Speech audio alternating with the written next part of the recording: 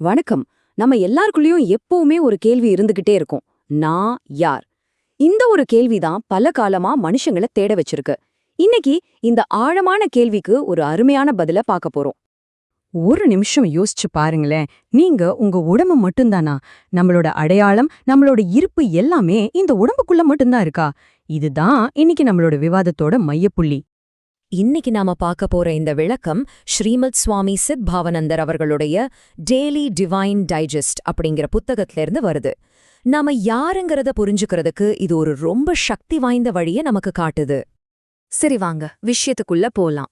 இந்த புத்தகம் வேதாந்தத்தோட ஒரு முக்கியமான கருத்தை அறிமுகப்படுத்துது. அது என்னன்னா, நம்மளோட இருப்புங்கிறது ரெண்டு தனித்தனியான உண்மைகளால ஆனது. அது என்னன்னு இப்ப பாப்போம். இந்த கருத்து தான் இரட்டை அமைப்பு. சிம்பிளா சொல்லணும்னா, மனுஷன் தோன்றுவது மற்றும் உண்மை ஆகிய ரெண்டு சேர்ந்து ஒரு கலவை. இந்த ரெண்டு வார்த்தைகளை கவனிங்க. தோன்றுவது மற்றும் உண்மை, இதுதான் இந்த முழு விளக்கத்தோட திறவுகோல்.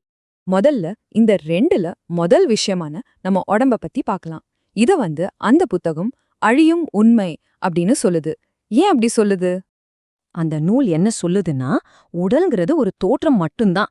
அது அழிஞ்சு போகக்கூடிய ஒரு உண்மை. இதுக்கு என்ன அர்த்தம்? அதாவது நம்ம பார்க்கற, தொடுற, உணர்ற இந்த உடம்பு ஒரு தற்காலிகமான, மாறிக்கிட்டே இருக்கிற ஒரு தோற்றம்தான். உடம்பு ஏன் அழிஞ்சு போகும்னு சொல்றதுக்கு இந்த டைம்லைன் ஒரு சூப்பரான உதாரணம். பாருங்களேன், குழந்தையா இருந்து அப்புறம் சிறுவயது, இளமை, முதிர்ச்சி, முதுமை, கடைசியா மரணம்னு நம்ம உடம்பு தொடர்ந்து மாறிக்கிட்டே தான் இருக்கு. 10 வருஷத்துக்கு முன்னாடி இருந்த நீங்க இல்ல இப்போ இருக்கிற நீங்க. சோ உடம்பு நிரந்தரம் இல்லாதது. சரி, ஒரு பக்கம் இப்படி மாறிக்கிட்டே இருக்கிற உடம்பு, இதுக்கு அப்படியே ஆப்போசிட்டா ஒரு விஷயத்துக்கு வருவோம். அதுதான் மாறாத ஆன்மா.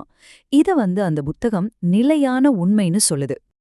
ஆனா உடம்பு மாறினாலும் நமக்குள்ள இருக்கிற அந்த நான்கிற உணர்வு என்னைக்காவது மாறுதா? இல்லையே. அததான் இந்த வரி அழகா சொல்லுது. ஆன்மா என்பது நிலையான உண்மை, அது எந்த மாற்றத்துக்கும் உட்படாது. இதுதான் நம்மளோட உண்மையான அடையாளம்னு வேதாந்தம் சொல்லுது. அப்போ இந்த ரெண்டு உண்மைகளையும் நாம இப்படி ஒப்பிட்டு பார்க்கலாம்.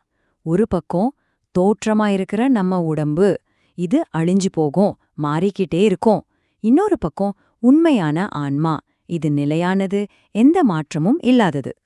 இந்த முக்கியமான வித்தியாசத்தை புரிஞ்சுக்கிறது தான் நம்ம பார்வைய மாத்த போற முதல் படி. சரி, இதெல்லாம் தத்துவமா கேட்க நல்லா இருக்கு. ஆனா இத நம்ம அன்றாட வாழ்க்கையில எப்படி பயன்படுத்துறது? இந்த ரெண்டு உண்மைகளோடையும் ஒரு பேலன்ஸோட வாழ்றது எப்படின்னு அடுத்ததா பார்க்கலாம். இப்போ உங்க மனசுல ஒரு கேள்வி வரலாம். உடம்பு சும்மா தற்காலிகம்னா அப்புறம் எதுக்கு இத போய் நாம இவ்ளோ கவனமா பாத்துக்கணும்? இது ரொம்பவே நியாயமான, முக்கியமான ஒரு கேள்விதாங்க. அதுக்கான வழிகாட்டுதல் தான் இது. அந்த நூல் என்ன சொல்லுதுன்னா, மனுஷன் அவனோட உடம்பு அழியற வரைக்கும் அத பத்திரமா பாத்துக்கணும். ஆனா அதே நேரத்துல ஆன்மாவையும் தொடர்ந்து போற்றணும். அதாவது உடம்ப கண்டுக்காம விட சொல்லல, உடம்ப ஒரு கருவியா நினைச்சு ஆரோக்கியமா வச்சுக்கிட்டு நம்ம உண்மையான கவனத்தை அந்த நிலையான ஆன்மா மேல வைக்கணும்னு சொல்லுது. கடைசியா இந்த மொத்த விளக்கத்தோட உச்சகட்டமான ஒரு அறிவுரை தான் இது. நீங்க அழியாத ஆத்மன் அப்படிங்கிற எண்ணத்துல உறுதியா இருங்க.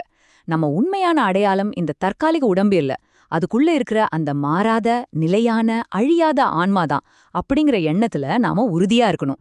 இந்த ஆய்வோட கடைசியில நான் உங்களை ஒரு கேள்வியோட விட்டுட்டு போறேன். கொஞ்சம் யோசிச்சு பாருங்க. நீங்க உங்க உடம்பு இல்ல அப்படிங்கிற அந்த ஒரு எண்ணம் உங்க வாழ்க்கையில, உங்க பார்வையில, உங்க செயல்கள்ல எதையெல்லாம் மாத்தும்?